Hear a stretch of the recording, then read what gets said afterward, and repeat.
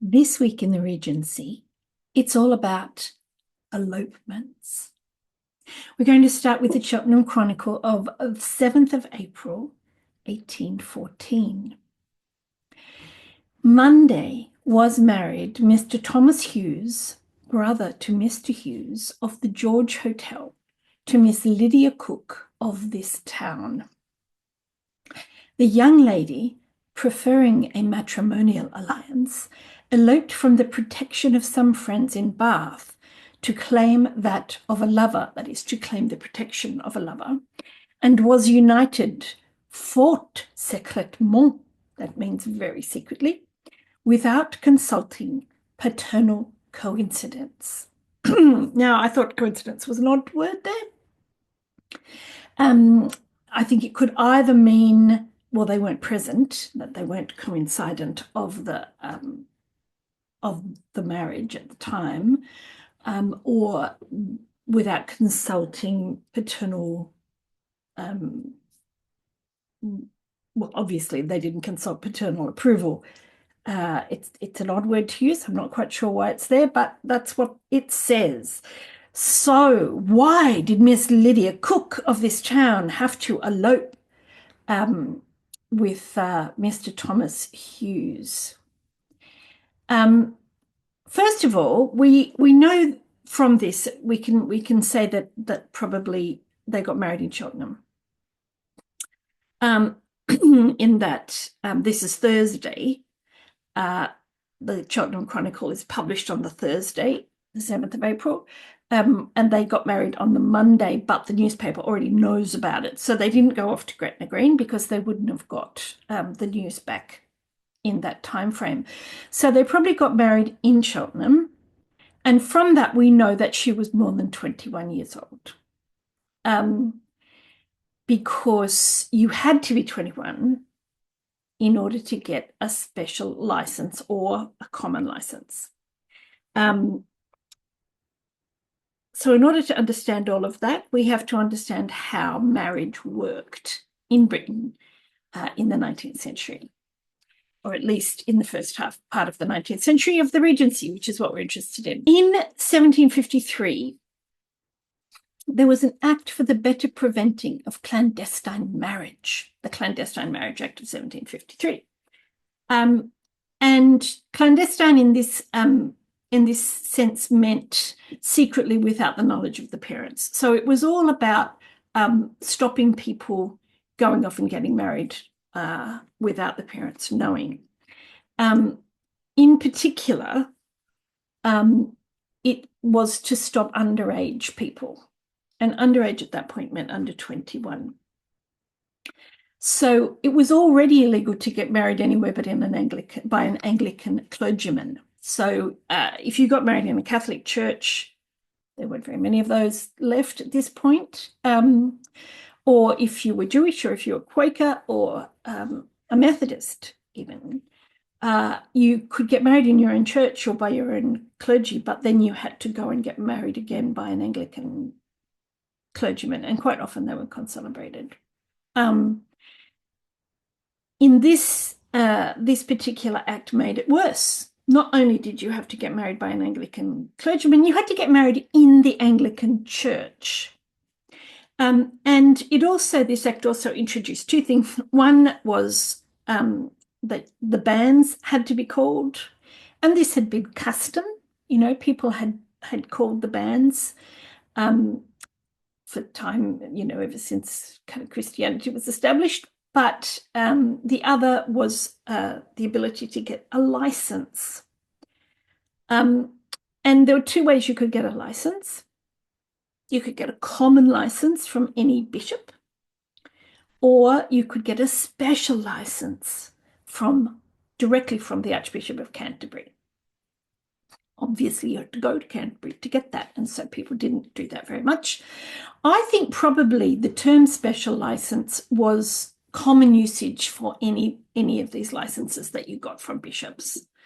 Like, I'm going to get a license. Well, it doesn't mean as much as saying I'm going to get a special license, which has that very specific meaning of getting one from a bishop. The thing about a license was so that you had to prove parental consent. So it was no good for Miss Lydia Thorpe, unless she was over 21. And that's why we think clearly the banns were not called because it was faute secrètement, kept completely secret. That meant that Mr. Thorpe could not find out about it. And it also meant that Mr. Thomas Hughes had to go and get a license, probably a common license from his local bishop. If she was under 21, he would have needed to get Mr. Cook's, sorry, not Mr. Thorpe, Mr. Cook's approval. And it's clear, I would say, from if they've got friends in Bath, they're probably, reasonably well off, the Cooks, and they don't want her to marry a publican's brother, I think is probably the problem in this relationship. So she must have been older than 21.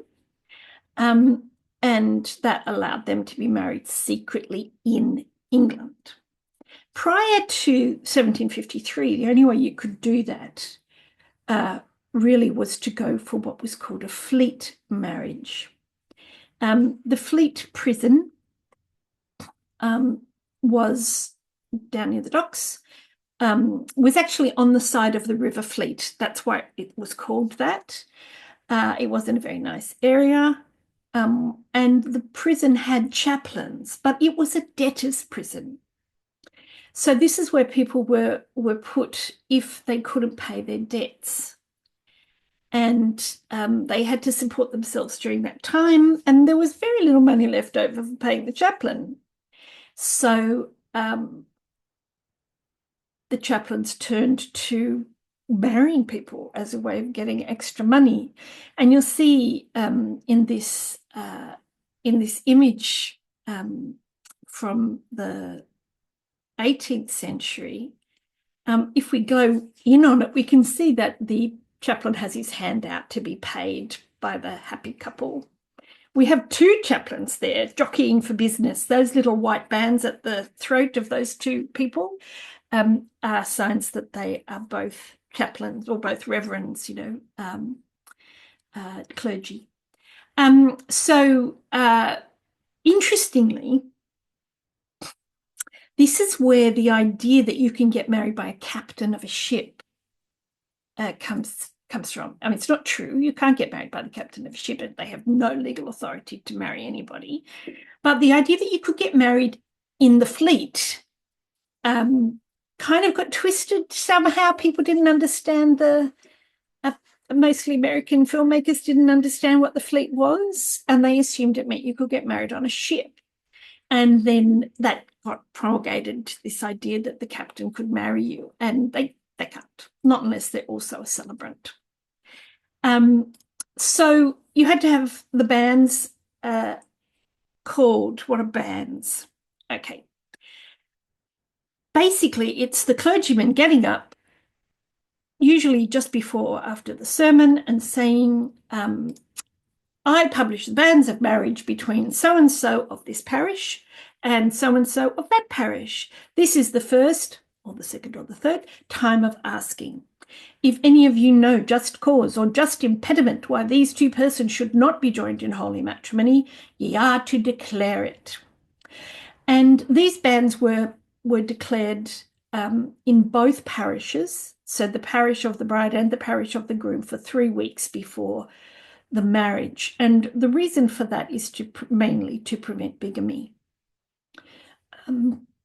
which is why it had to be in both in both parishes. I assume that if you really wanted to commit bigamy, you just moved to the parish of the person that you wanted to marry for at least a month before the wedding. So the banns had to go out 3 weeks before, and that's why we know that Lydia Cook and Thomas Hughes did not get married in the normal way, because the banns would have been not secret. So you could have banns, or you could have a license with parental consent, and the license had to come from a bishop.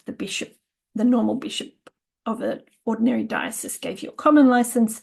The Archbishop of Canterbury gave you a special license. So far, so good. But what if you were under 21? And what if you were a young person under 21 whose parents would not give their permission, either for banns or a license? Well, in that case, you could not get married in England or Wales. However, you could get married in Scotland. And thus we come to the elopements to Gretna Green. The reason that Gretna Green is famous as the place that people went to when they eloped is because it is literally the first town over the border on the main road to Edinburgh. And the reason that people were married, it was called being married over the anvil. And this is an image of that, of a couple being surprised probably by her father when they are about to be married over the anvil. The reason that they were married in the blacksmith shop is because that was the first building once you were over the border. This is what it looks like now. The building's still there. It's the Gretna Green Old Smithy. And the reason that you could just walk into the blacksmith shop and get married was not because he was a clergyman or because he was a marriage celebrant. Marriage celebrants didn't exist. It's because in Scotland, all you had to do was say, we are married in front of two witnesses. And so the blacksmith was the first place you could get into, which had two people, typically, in this case, the blacksmith and his wife or his apprentice. And people paid them, a little bit. And it got so popular after the 1753 Act that the blacksmith's wife had a whole thing set up, where she would have a little wedding breakfast for people, and they would pay her. And the Scots cracked down on that a little bit later on, where they said, no, you have to register with the clerk of the area, and he became the clerk, and people just set up in the town. So the reason Gretna Green was famous was just purely location. And I think it's really interesting to think about what it took to get there. So people did it. They absolutely did it. People got out of abusive families that way. Fortune hunters seduced heiresses that way. But to get there was a huge, huge undertaking and a really expensive one.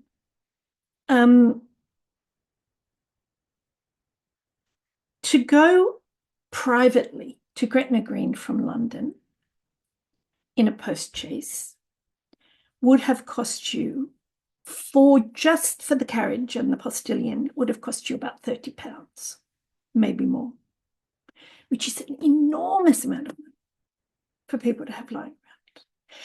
Plus, you had to pay for your accommodation because, they didn't go at night because the roads weren't good enough. So you had to pay for accommodation. In 1800, it took 60 hours to get from London to Edinburgh, which means it probably took about somewhere in the 40s of hours to get to Gretna Green. You had to pay for accommodation for yourself. And I'm saying in this case it's the man paying, because it would typically have been the man, that you have to pay for yourself, your bride, the postillion's accommodation, the food for the three of you, and for possibly if she brought her maid with her, which people often did. You had to take your maid because you can't get out your dresses without them. So we're talking about, 40, possibly £50. That's a huge amount of money. So most people wouldn't have done that. Most people would have gone by mail. And by mail, it's £5 to £6 probably each, plus the accommodation, plus the tips. You have to tip people who are getting you food and all that kind of stuff. Stagecoaches were cheaper, but there were a lot more tips that you had to tip the driver, you had to tip the people who bought you food, it was huge. So there was no cheap way to get to Gretna Green. And I guess in a way that was a slight insurance against people who were completely poor, having to, seduce an heiress. At least they had to have the money to get there. But of course, it meant that people who wanted to escape from unreasonable parents after 1753, they just had to wait. It was really, really difficult if you were under 21 to marry after 1753 in England. And of course, that was the point. That was the point of that act being brought in. So we know when we look at Lydia Cook and Thomas Hughes, we know that they were both, well, at least Lydia was over 21, because I think maybe Thomas's parents were dead. His father would have been mentioned in the instead of his brother, if his father was still alive. So he's probably over 21. There, we know that the Cooks did not want Lydia to get married to him, to such an extent that they took her to Bath, which is a fair way away. You can get there by mail coach, but it's a fair way. And that the whole thing was done secretly. But if she was 21 and she was married by common license or special license, there was literally nothing they could do afterwards. That was it. She'd got away. She'd got the person she wanted to marry. I think this story is very romantic. Possibly there'll be a book based on it coming up, because it's such a great story, and I'd love to know more about them, and I'm going to try and do some more research and find out more about them. But we do know that she managed it. She eloped. She ran away from Bath, from people who were trying to keep her from her beloved, and they managed to marry successfully. So I think that's quite a nice story for this week in the Regency. I'm Elizabeth Layden. I'll see you next week in the Regency, particularly if you subscribe.